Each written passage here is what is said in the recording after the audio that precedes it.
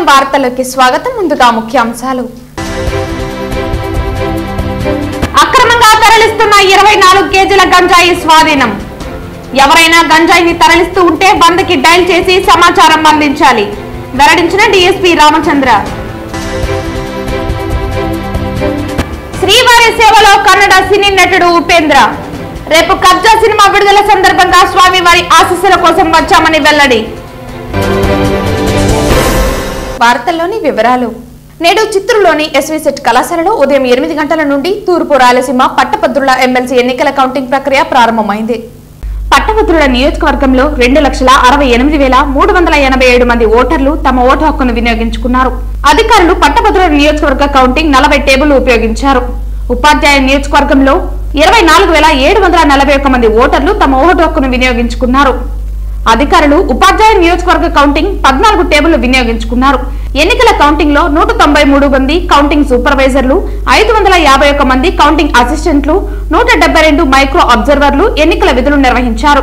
పట్టభద్రుల ఎన్నికల కౌంటింగ్ 3 రోజులు జరిగే అవకాశం ఉందని, ఉపాధ్యాయ ఎమ్మెల్సీ ఎన్నికల కౌంటింగ్ 1 రోజులో ముగిసే అవకాశం ఉన్నట్లు అంచనా. ఎమ్మెల్సీ ఎన్నికల కౌంటింగ్ సందర్భంగా పోలీసులు భారీ బందోబస్తు ఏర్పాటు చేశారు. ముందస్తు అనుమతి ఉన్నవారిని కౌంటింగ్ లోపలికి అనుమతించారు. అక్రమంగా తరలిస్తున్న 24 కేజీల గంజాయి రేణుగుంటలో రమణ విలాస్ సర్కిల్ దగ్గర రేణుగుంట పోలీసులు పట్టుకున్నారు. అక్రమంగా కారులో గంజాయిని తరలిస్తున్న వ్యక్తులను డీఎస్పీ రామచంద్ర ఆధ్వర్యంలో సిఐ సుబ్బారెడ్డి అదుపులోకి తీసుకున్న సంఘటన బుధవారం చోటు చేసుకుంది.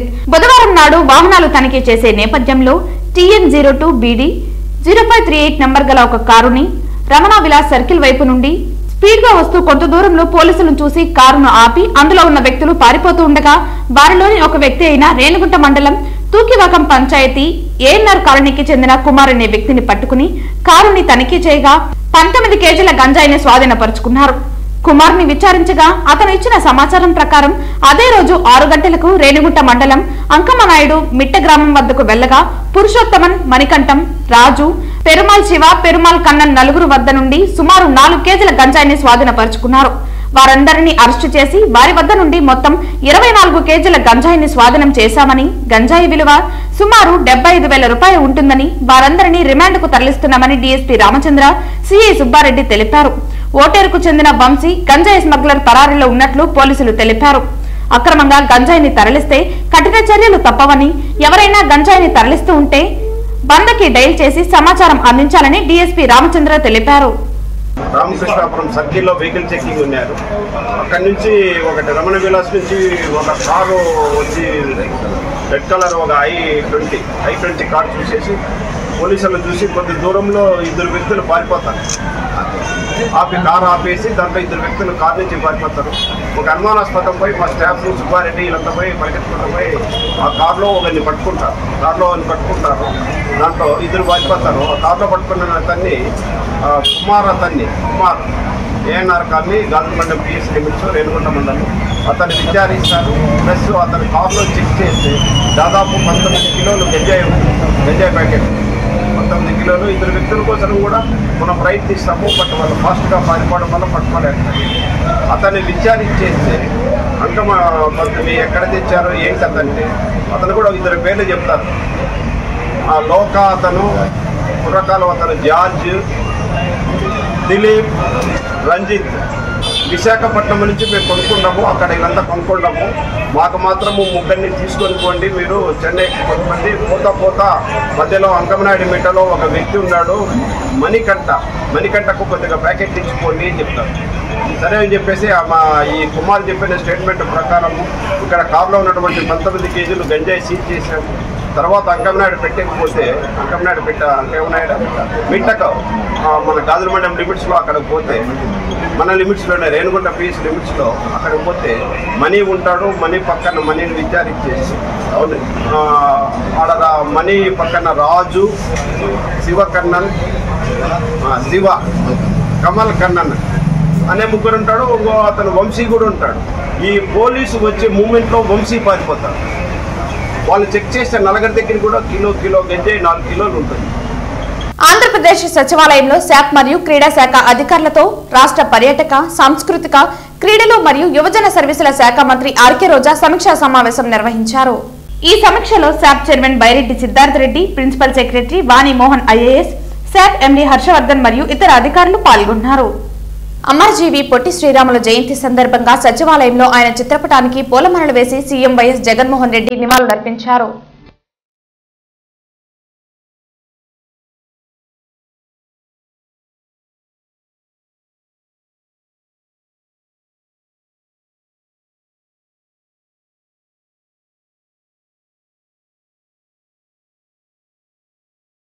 ఈ రోజు బడ్జెట్ సమావేశాలకు అప్పుల ఆంధ్రప్రదేశ్ గా మార్చి జగన్ కలకల ప్రజలు గిలగల అనే నినాదంతో నిరసన తెలుపుతూ అసెంబ్లీకి టీడీపీ రాష్ట్ర పార్టీ అధ్యక్షులు కింజరపు అచ్చెన్నాయుడు, నందమూరి బాలకృష్ణ, తెలుగుదేశం పార్టీ శాసనసభ్యులు, శాసనమండలి సభ్యులు వెళ్లారు. నేను అడుగుతున్నాను, 11.5 లక్షల కోట్ల రూపాయల్లో 1,90,000 కోట్ల రూపాయలు నువ్వు పేదవాడికి ఇస్తే మిగిలినటువంటి 9,70,000 కోట్ల రూపాయలు ఎక్కడికి వెళ్ళింది? ఈ 4 సంవత్సరాల్లో ఆంధ్రప్రదేశ్లో అభివృద్ధి జాడే లేదు. ఎక్కడ ఒక ప్రాజెక్టు కట్టినటువంటి సందర్భం కానీ, ఎక్కడ ఒక పరిశ్రమ పెట్టినటువంటి సందర్భం కానీ, ఎక్కడ ఒక రోడ్డు వేసినటువంటి సందర్భం కానీ, గ్రామాల్లో ఎక్కడ మౌలిక వసతులు కల్పించినటువంటి సంబంధం కానీ లేనటువంటి పరిస్థితి మనందరం కూడా చూసాం. ఇవన్నీ ఒక ఎత్తైతే గత ప్రభుత్వ హయాంలో అభివృద్ధి ధ్యేయంగా లక్షల కోట్ల రూపాయలు పనులు చేసినటువంటి కాంట్రాక్టర్లకి బిల్లులు కూడా చెల్లించలేనటువంటి దౌర్భాగ్య స్థితి ఒకవైపు ఉంది. ఒక బాధ, ఆవేదన కలుగుతుంది. ఎవరైతే పేద పిల్లలు, ఎవరైతే చదువుకోన ఇంట్రెస్ట్ ఉన్నటువంటి పిల్లలు ప్రభుత్వం కల్పించినటువంటి హాస్టల్స్లో కానీ రెసిడెన్షియల్ స్కూల్స్లో కానీ చదువుకుంటుంటే వారికి మెనూకి డబ్బులు కూడా ఇచ్చినటువంటి పరిస్థితి లేదు.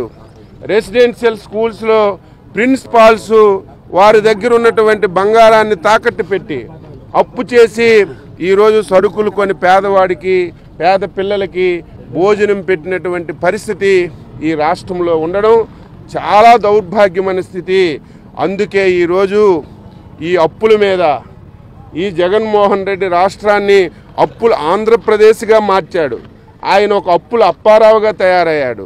తెల్లవారితే ఎక్కడ అప్పు దొరుకుతుంది, అప్పు వస్తేనే ఈరోజు ఒక అడుగు ముందుకేసే పరిస్థితి ఈ రాష్ట్రానికి తీసుకురావడం ఈ రాష్ట్ర దౌర్భాగ్యం అని చెప్పి సందర్భంగా తెలియజేస్తూ ఈరోజు బడ్జెట్ ప్రవేశపెడుతున్నారు. మేము అందుకే ఈ అప్పుల మీద అడ్జర్న్మెంట్ మోషన్ ఇచ్చాం. ముందు దీని మీద డిస్కస్ చేయమని చెప్పి కూడా అడుగుతున్నాం. నిన్న సర్వే మీరు చూశారు. ప్రభుత్వ అప్పులు ఒకవైపు విపరీతంగా పెరిగిపోతే ఆంధ్రప్రదేశ్ రాష్ట్రంలో 100కి 47 మంది అప్పులతో ఉన్నారు. ఇది కూడా దేశంలో అగ్రస్థానం. ఆంధ్రప్రదేశ్ రాష్ట్రంలో 100 మంది జనాభా ఉంటే అందులో 47 మందికి అప్పులు ఉన్నాయంటే ఎక్కడికి రాష్ట్రాన్ని తీసుకెళ్తున్నారు? ఈరోజు రాష్ట్రానికి ఆదాయం వచ్చినటువంటి మార్గాలు అనేకమున్నా సరే ఈ ముఖ్యమంత్రి ధనదాహం వల్ల, ఈ ప్రభుత్వం హెరాస్మెంట్ వల్ల ఆంధ్ర రాష్ట్రానికి ఆదాయం వచ్చినటువంటి మార్గాలన్నీ మూసుకుపోయాయి. ఈరోజు అప్పుల మీదే ఈ ప్రభుత్వం బతుకుతుంది. రేపు ఎమర్జెన్సీ, ఆర్థిక ఎమర్జెన్సీ వచ్చే పరిస్థితి ఉంది కాబట్టి ఒక రాజకీయ పార్టీగా, ఒక ప్రతిపక్ష పార్టీగా ప్రజలకు మేము తెలియచేయాలి, ప్రభుత్వాన్ని నిలదీయాలనే ఉద్దేశంతోనే ఈరోజు మేము ఈ వాయిదా తీర్మానం ఇచ్చాం. ఈరోజు ఈ తీర్మానం మీద చర్చకు మేము పట్టుపడతాం. దాదాపు ఆఖరు బడ్జెట్ అయినా వాస్తవానికి దగ్గరగా ఉందనుకుంటే ఇందులో కూడా మాయే చేశారు. కేటాయింపులతో మభ్యపెట్టడం కాదు, క్షేత్రస్థాయిలో మీరు ఎంత ఖర్చు పెడుతున్నారో చెప్పండి అని వైసీపీ ప్రభుత్వ బడ్జెట్ పై తెలుగుదేశం ఎమ్మెల్యే పయ్యావుల కేశవ్ డిమాండ్ చేశారు. వైఎస్ఆర్ ప్రభుత్వం ఏర్పాటైన తర్వాత అనేక బడ్జెట్లను ప్రవేశపెట్టారు. దాదాపుగా ఇది చివరి బడ్జెట్. నెక్స్ట్ బడ్జెట్ అనేటువంటిది అది వస్తే బడ్జెట్ ఉంటుంది, లేకపోతే ఓట్ ఆన్ అకౌంట్ ఉంటుంది, ఫైనల్ బడ్జెట్. పోనీ ఇందులో అయినా కొంత వాస్తవానికి దగ్గరగా వాస్తవాలను ప్రతిబింబించేలా ఏమైనా పెడతారా అనేటువంటి ఎదురు చూసినటువంటి వాళ్ళకి మరొకసారి మాయా ప్రపంచాన్ని చూపించేటువంటి ప్రయత్నమే బుగ్గన రాజేంద్రనాథ్ రెడ్డి గారు చేశారు. యాజ్ యూజువల్ అది వాస్తవాలకి దగ్గరగా లేకుండా దూరంగా కేవలం మాటలతో కోటలు దాటించేటువంటి ప్రయత్నం మాత్రమే ఆయన చేశాడు తప్ప చేతలు ఎక్కడ కూడా గడప కూడా దాటనటువంటి పరిస్థితులు ఇవాళ కనపడుతున్నాయి. ప్రతి సంవత్సరం లక్షల కోట్లకు పెంచుతున్నాం అంటున్నారు, కానీ ఆ లక్షల కోట్ల అభివృద్ధి అనేటువంటిది క్షేత్రస్థాయిలో ఎక్కడ కూడా కనిపించినటువంటి పరిస్థితులు ఉన్నాయి. ఏ రంగంలో టేకప్ చేసినా కూడా వాళ్ళు ఇరిగేషన్లో ఏమన్నా పెట్టారా? 1-2 ప్రధానమైనటువంటివి ప్రతి ఒక్కరూ ఆలోచించి చూసేటువంటివి చూస్తే, ఇరిగేషన్లో తెలుగుదేశం ప్రభుత్వ హయాంలో ఎంత చేశారు, ఈ 4 ఏళ్ల ఈ ప్రభుత్వ హయాంలో ఎంత ఖర్చు పెట్టారు, ఎంత కేటాయింపులు చేశారు అనేది కాదు. కేటాయింపులు మేము చెప్పినట్టు వేల కోట్లను చూపిస్తున్నారు. మీరు మొత్తం కలిపితే కూడా 20,000 కోట్ల రూపాయలని కూడా ఖర్చు పెట్టలేదు 4 ఏళ్లలో. అది కూడా ఏంటి, పాత బిల్లులు చెల్లించిందే తప్ప యాక్చువల్ పని జరిగింది దాంట్లో మళ్ళీ 50%. అంటే ఒక 10,000 కోట్ల రూపాయలు కూడా మీరు ప్రాజెక్టుల మీద ఖర్చు పెట్టనటువంటి పరిస్థితి ఇవాళ ఉంది. చంద్రబాబు నాయుడు గారి హయాంలో బడ్జెట్ ప్రవేశపెడితే ప్రధానంగా ఆ రోజు ఏముండేది, ఆ నెక్స్ట్ ఇయర్ వచ్చేటప్పటికి దీంట్లో ఎంత ఖర్చు పెట్టామో అని చూస్తే 95 to 96% వెళ్ళేటువంటి శాఖల్లో ఖర్చు పెట్టినటువంటిది. ఇవాళ మీరు 60%, 40%, 70% ఉన్నటువంటి శాఖలు ఎన్నో ఉంటున్నాయి. బికాజ్ మీ కేటాయింపులు ఘనంగా ఉంటున్నాయి, ఖర్చు దానికి సంబంధించినట్టుగా అక్కడ జరగడం లేదు. కాబట్టి పర్సెంటేజ్ అనేటువంటిది 60, 70, 80 వరకు ఆగిపోతున్నాయి తప్ప ఇంకంతకు మించి పెరగడం లేదు. Anything above 90 is considered as good. 90%, 95% ఖర్చు పెట్టేటువంటిది. పచ్చికాపులం ప్రధాన రహదారిలో అతివేగంతో టిప్పర్ లారీ స్కూటర్ని ఢీకొంది. ఈ ప్రమాదంలో 2 మృతి చెందారు. పచ్చికాపులం ప్రధాన రహదారిలో టిప్పర్ల అతివేగానికి అమాయక ప్రజలు బలవుతున్నారు. మొన్న దుర్గసముద్రంలో ఒక మహిళ ప్రాణం టిప్పర్ బలికొన్న విషయం అందరికీ తెలిసిందే. నేడు రాయలచెరువులో 2 ప్రాణాలు గాలిలో కలిసిపోయాయి. ఇన్ని ప్రమాదాలు జరుగుతున్నా రవాణా శాఖ అధికారులు గాని పోలీసులు గాని పట్టించుకోవట్లేదు. తిరుమల శ్రీవారిని కబ్జా మూవీ బృందం దర్శించుకున్నారు.